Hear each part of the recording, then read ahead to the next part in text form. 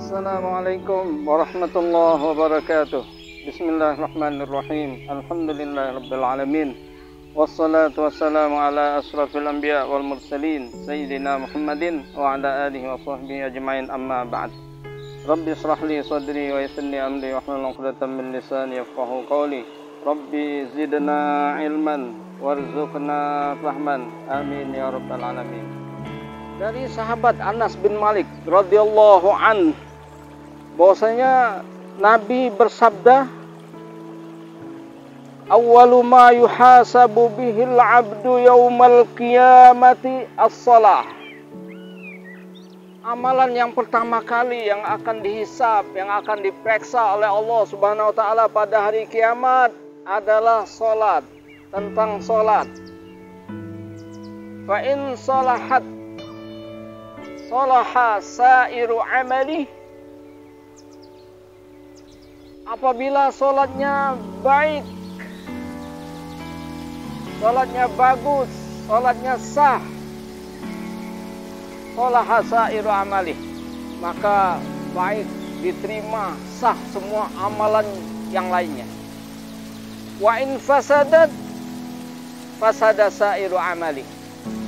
Apabila salatnya rusak, salatnya tidak baik, salatnya tidak sah, maka semua amalannya yang lain semuanya tertolak, semuanya tidak diterima oleh Allah Subhanahu wa taala.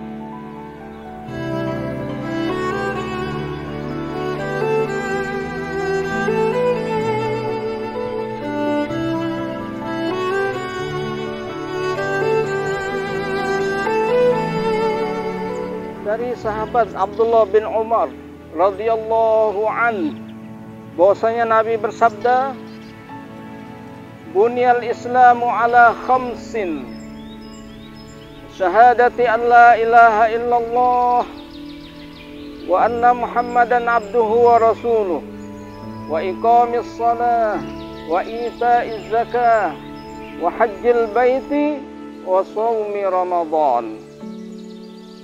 Bunyal islamu ala khams, bahwasanya Islam ini didirikan, ditegakkan atas 5 perkara, 5 pondasi.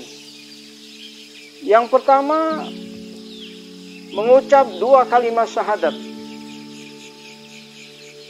Yang kedua, mendirikan salat. Yang ketiga, mengeluarkan zakat. Yang keempat, pergi haji bagi yang mampu. Dan yang kelima, puasa di bulan Ramadan.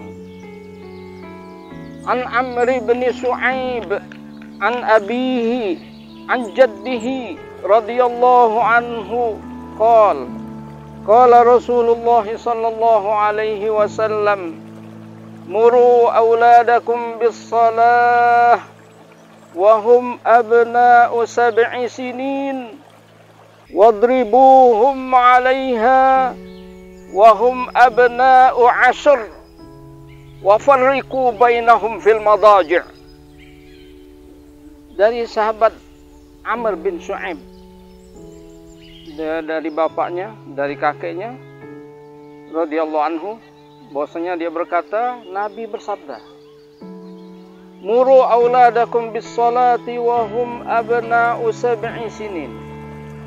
Perintahkan oleh kalian anak-anak kalian untuk mengerjakan salat ketika usia mereka 7 tahun.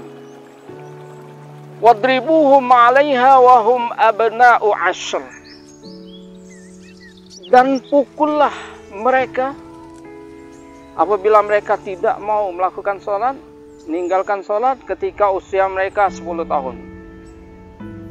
Wa farriqu bainahum fil madaji'. Dan pisahkan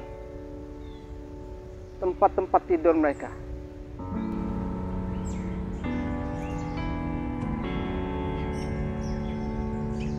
Jadi pada usia 7 tahun Nabi perintahkan orang tua untuk memerintahkan anak-anak mereka sholat.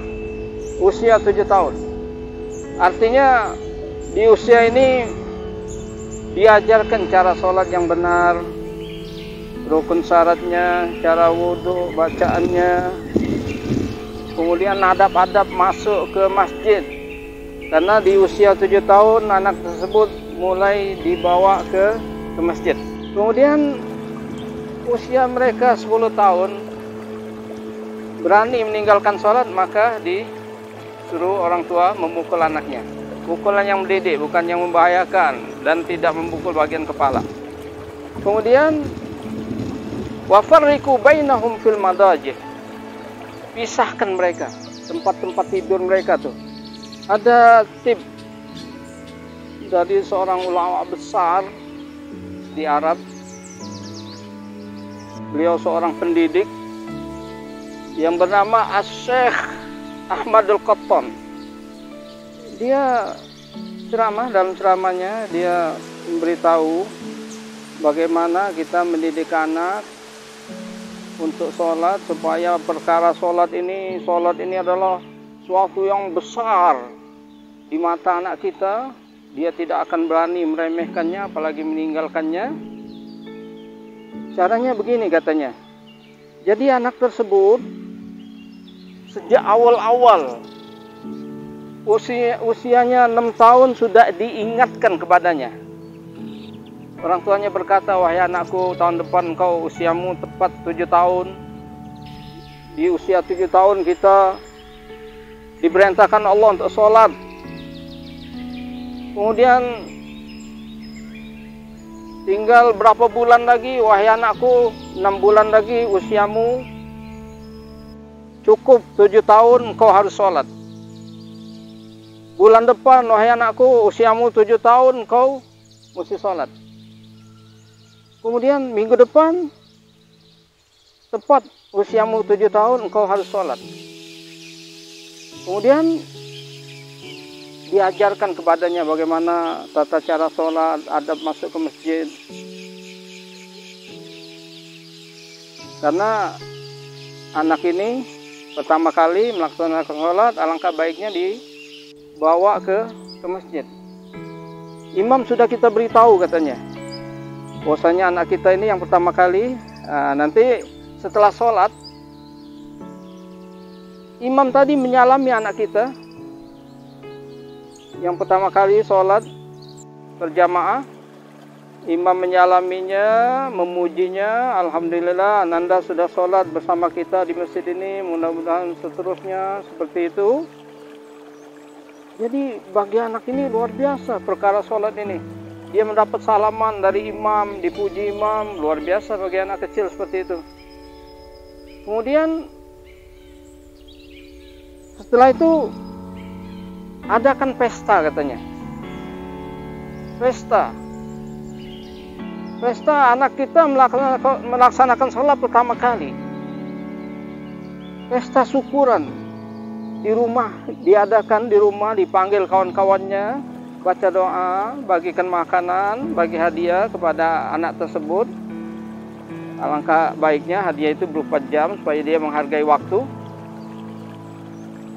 Anak ini akan menganggap sholat ini suatu perkara yang luar biasa. Dia cinta akan sholat dan dia tidak akan berani, insya Allah tidak akan berani lagi untuk meninggalkan sholat untuk selama-lamanya. Inilah tip yang dari seorang ulama besar, seorang pendidik yang bernama Asy-Syaikh Ahmadul Qattan. Insya Allah kita bertemu kembali di video berikutnya. Terima kasih. Wassalamualaikum warahmatullahi wabarakatuh.